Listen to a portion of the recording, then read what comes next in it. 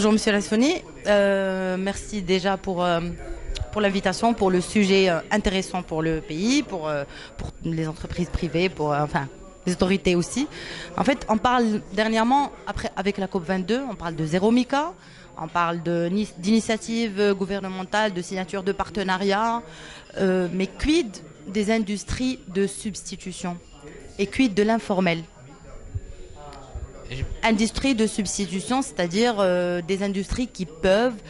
On a pensé à zéro mica, on enlève le plastique du pays, mais qu'est-ce qu'on fait à côté? Qu'est-ce qu'on fait à côté pour développer une industrie plus importante qui va dans la valorisation des déchets, exactement, dans ce sens. D'accord. D'abord, il y a un besoin de sensibilisation vers la tri. Comme on a constaté lors de la tenue de cette session de travail, une tri à la source permettrait de doubler la valeur énergétique des déchets. Et par conséquent, c'est de doubler la rentabilité estimée d'un projet de valorisation énergétique.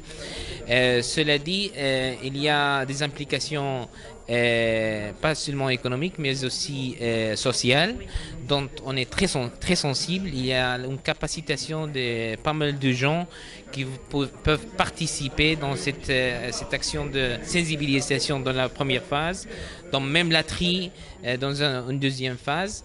Et à la fin, il y a un coût, disons, caché dans tout ça parce que on n'arrive pas toujours à valoriser, à donner la suffisante importance à tout ce qui est avoir un air propre, et avoir les nappes phréatiques bien conservées pour nous et pour les générations à venir. Et c'est ça où la valorisation énergétique et peut jouer un rôle clé. Cela dit, on vient de constater aussi que par exemple une valorisation énergétique relevant comme est le cas des communes locales, des autorités disons locales, peuvent apporter des économies à travers la vente de l'énergie produite pour l'éclairage public. Alors il ne faut pas voir seulement la partie de coût, mais des avantages économiques qu'ils existent dans l'achat de cette électricité produite de la part des communes et des autorités locales. Valorisation de déchets, c'est bien. Vous avez présenté des solutions intéressantes dans ce sens dont je vais poser la question tout à l'heure. Mais pensez-vous que la culture des Marocains pourrait suivre? Cela nécessitera pour vous combien de temps? Parce qu'on en parle depuis des années.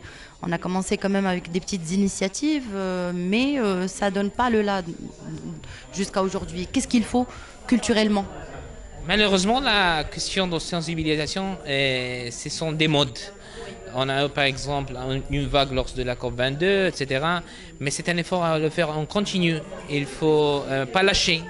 Il faut donner d'exemples. Il y a des industries, des commerces, etc. qui devront être les premières à s'engager dans ce type d'activité de tri pour que le reste des citoyens voient qu'il y a une implication forte de la part de ceux qui sont les plus polluants ou ceux qui ont le plus de capacités de s'organiser, d'être disciplinés. Parce qu'à la fin, c'est une question de discipline. La discipline ne peut pas venir, bien sûr, de la partie punitive, peut venir de la partie de exemplarité. L'exemplarité des administrations, l'exemplarité des grosses industries. Et cela vient, c'est une culture à construire avec le temps, mais il faut avoir une conviction, volonté politique et après un suivi qu'il ne faut pas lâcher. On a des exemples partout dans le monde. Il y a des pays qui sont plus habitués à une discipline, disons, collective. Il y a des autres qui sont moins disciplinés, mais il faut y attendre à travers la sensibilisation et ne pas lâcher, c'est ça. Que peut proposer CNR pour le Maroc, vu que le pays, en fait, les autorités parlaient tout à l'heure de solutions moins chères et en même temps efficaces et rentables?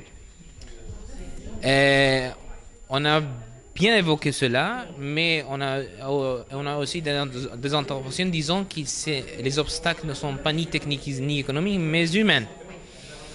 Cela dit, l'importation de CNR, c'est d'identifier quels sont les éléments à réunir pour qu'un projet soit rentable, faisable, aux yeux des intervenants financiers. CNR, au-delà de notre capacité technique dans la conception et la réalisation de ce type de projet, on a l'expérience d'asseoir des parties prenantes institutionnelles, de chercher pour nous accompagner des autres éléments du secteur privé pour qu'on aboutisse à un projet réalisable.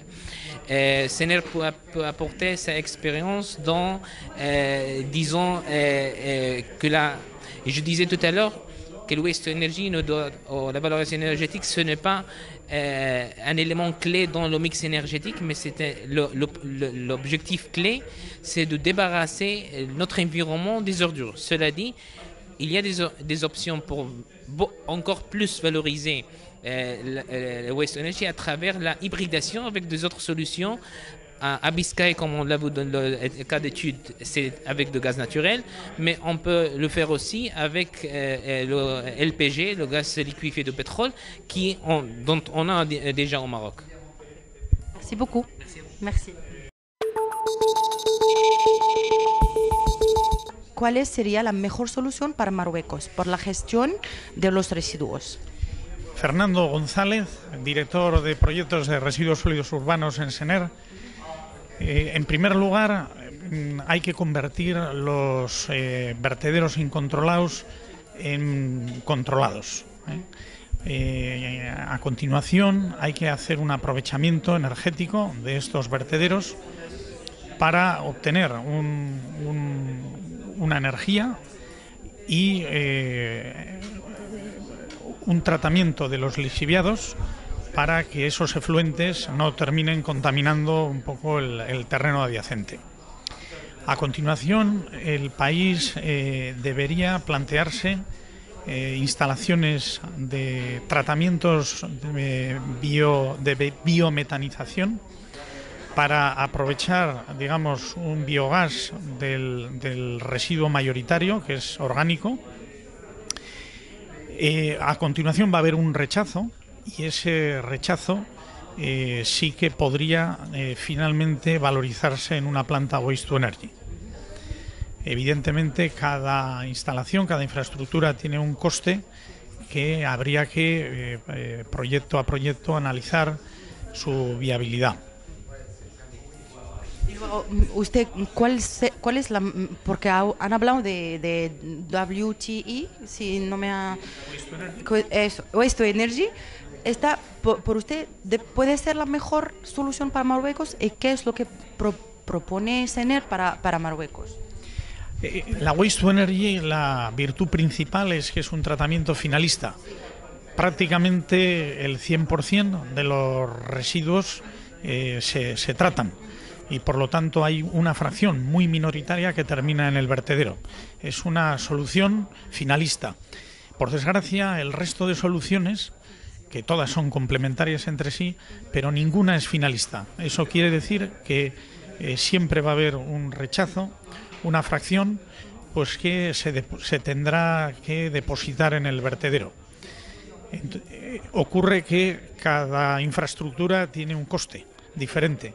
La Waste to Energy es el coste más elevado y por lo tanto va a costar mucho, digamos, aunar todas las voluntades políticas en el ámbito público y privado para que se puedan financiar este tipo de proyectos. En Marruecos, bueno, lo hemos visto en el debate que los marroquíes, las autoridades están buscando a unas soluciones, las soluciones más bajas en precio. Dicen que hay voluntad, quieren hacerlo, pero siempre están buscando por la solución más baja en precio. ¿Por qué? A ver, bueno, si vamos en este sentido, ¿vamos a hacer algo al final o no?